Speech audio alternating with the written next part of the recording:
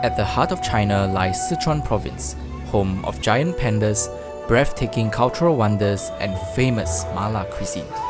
Yep, this is the birthplace of the iconic málà flavor. Hi everyone, I'm Nick. And I'm Kat. Come along with us as we visit Chengdu, the capital city of Sichuan. We also took a trip to the historic city of Leshan to see one of its most stunning sights, the 1,300-year-old Leshan Giant Buddha. This was our first time traveling together in mainland China, and I think we made plenty of mistakes. In this video, we'll share what it was like navigating China for the first time, from getting around, ordering food, making payments, and much more.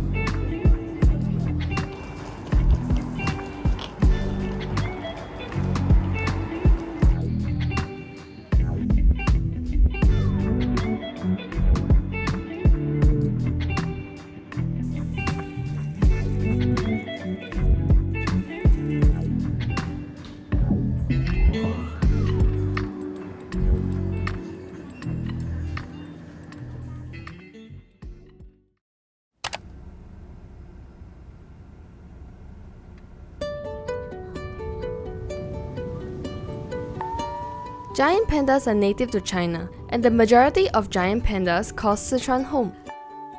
Naturally, our first stop today was the Chengdu research base of giant panda breeding. This sprawling wildlife research institute is home to giant pandas, red pandas, and other endangered species.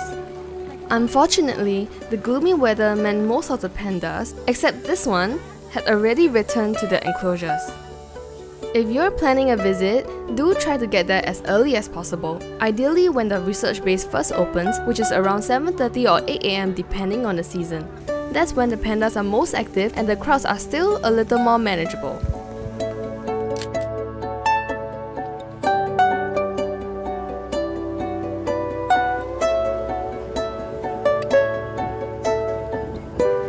This is Chunxi Road, a lively pedestrian street in the heart of Chengdu.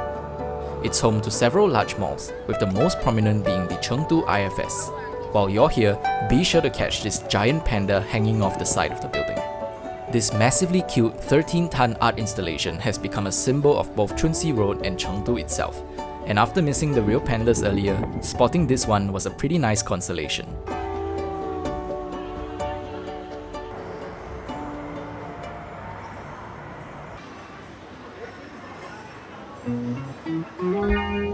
Located right inside the IFS Mall is Kaojiang, a popular restaurant known for its signature Sichuan specialty, spicy grilled fish or kaoyu.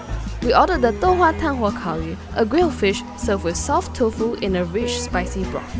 We also tried a few other dishes, including xiaosurou, which are crispy fried pork bites, and a brown sugar glutinous rice cake. At the end of the meal, we were each given a bizarre ice cream dessert with a Sichuan pepper flavor. Strangely though, it was actually pretty delicious and tasted like a regular vanilla ice cream with a slight numbing edge.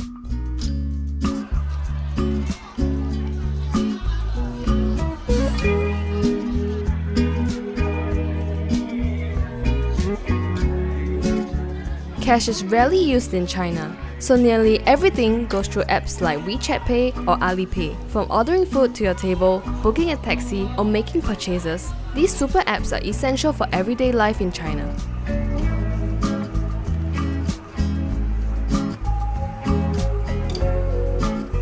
In our experience, using Alipay alone was more than sufficient for the entire trip. Oh, and don't forget to use Scouter to find your way around. You can also use 大众点评 for local food and restaurant recommendations.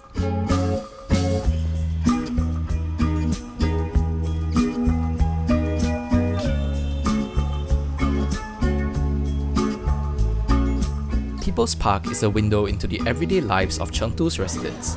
Here, you'll find locals drinking tea, chatting with friends, watching live performances, or gathering around for a game of mahjong or Chinese chess.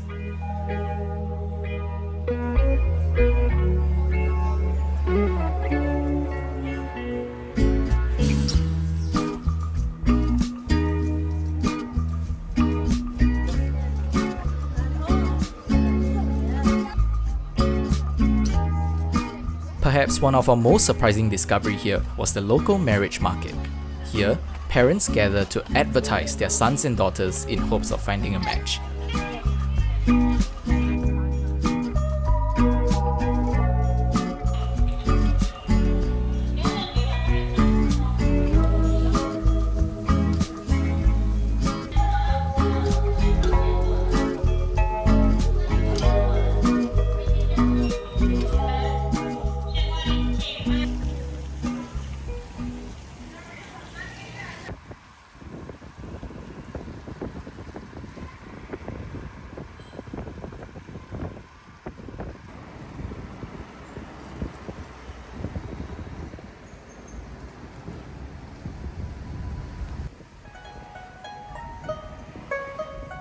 For our final stop, we took a stroll through Jinli, a 1,800-year-old ancient street dating back to the pre-Qin dynasty. This is easily one of the most beautiful old streets we've ever seen. The area is lined with traditional style buildings, many of which have been restored to their former beauty. This street has become quite commercialized over the years. Here, you'll find everything from local artwork, souvenirs, and an endless array of street snacks. Most importantly though, do be prepared for large crowds, even on weekdays.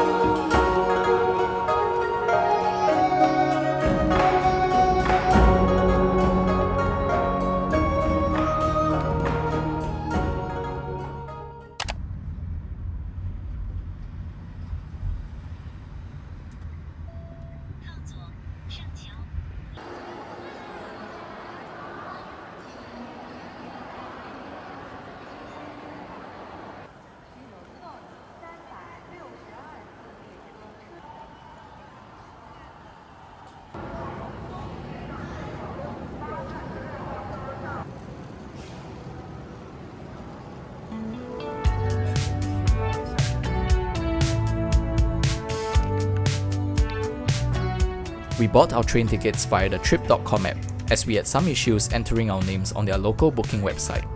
A standard class seat costs around 10 Singapore dollars, but we recommend upgrading to first class if your budget allows. It's much more spacious and comfortable, and still pretty reasonably priced at around 15 Singapore dollars.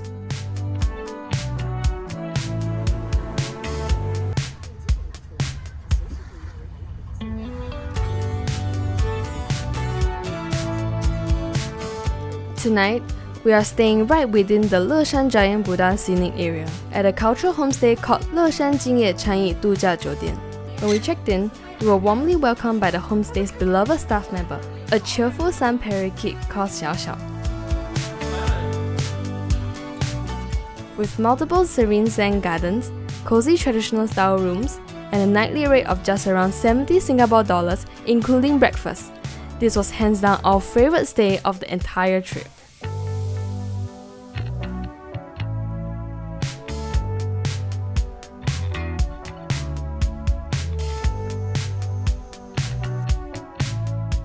We decided to stop for a quick lunch before exploring the scenic area.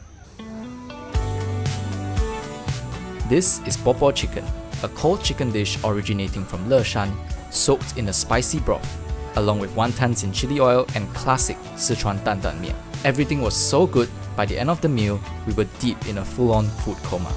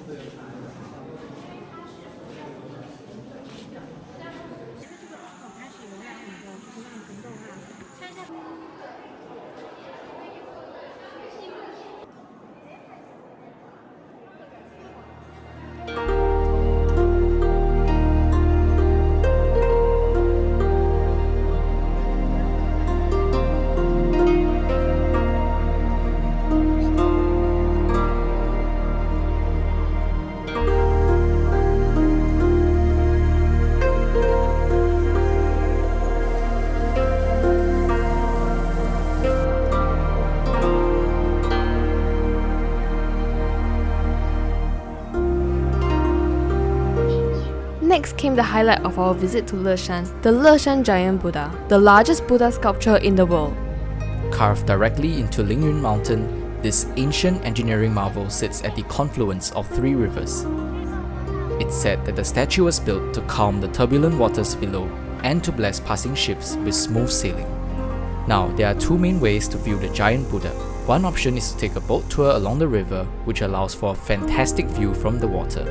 The second, and in our opinion, the much more immersive option, is to explore the site on foot. You'll enter the scenic area at the top of Lingyun Mountain, where you'll first come face to face with the Buddha's head. From there, you can walk down the famous 9 Bends Plank Road, a steep and winding path that takes you all the way down to the feet of the statue. Along the way, you'll be treated to breathtaking views and a close-up look at the giant Buddha. Can you believe it took an entire crew of stone carvers over 90 years to complete the sculpture? If you look carefully, you'll even spot drainage holes and channels built into the statue that help prevent erosion. The route can be quite challenging with steep stairs, so it helps to be in good physical condition. And do remember to wear comfortable shoes and bring along plenty of water.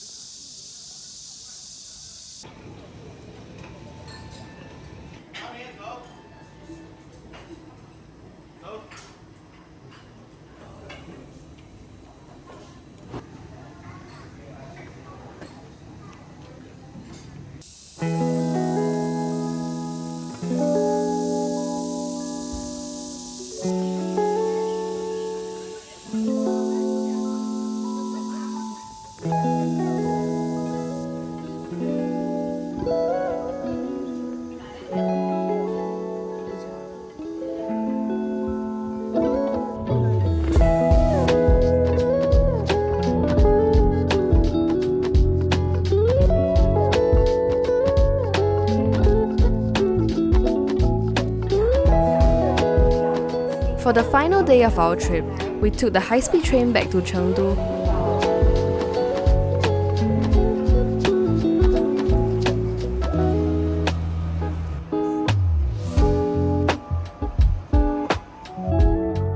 This time, we decided to explore one of the city's major high-tech and urban development zones.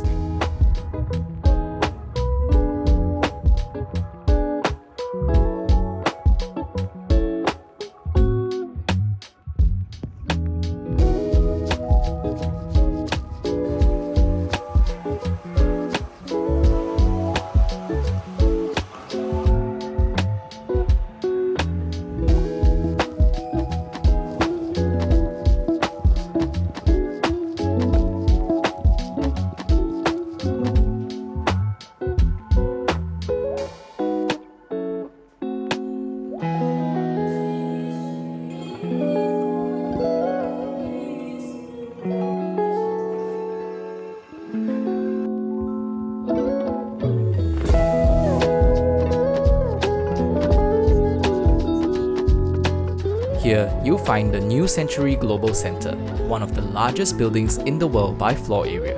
This colossal megastructure houses everything from a hotel, an indoor water park, to an IMAX cinema and many other attractions. So if you're a fan of architecture or simply fascinated by massive feats of engineering, this place is definitely for you. That being said, the shops inside were fairly standard, and we were done browsing in about an hour.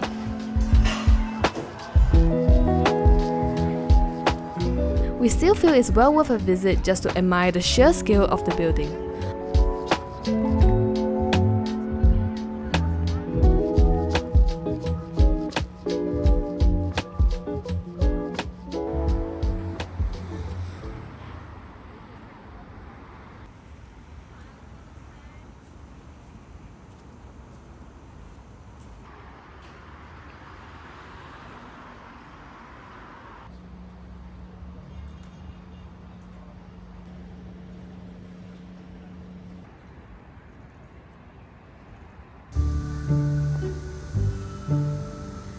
We initially planned to end the trip with a classic Sichuan hot pot dinner, but then we stumbled upon this place. This restaurant is called Cuisine Chuanwei Xiao Chao. We ordered Mapo Tofu, one of Sichuan's signature dishes, along with a few side dishes.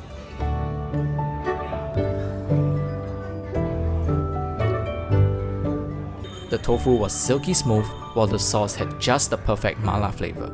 Honestly, this was one of the best Mapo Tofu dishes I've ever had. After this, even our go-to Mapo Tofu at Chen's back in Singapore just won't cut it anymore. Unfortunately, we were so full that we didn't end up trying hot pot this time, but that just gives us one more reason to return to Chengdu once more.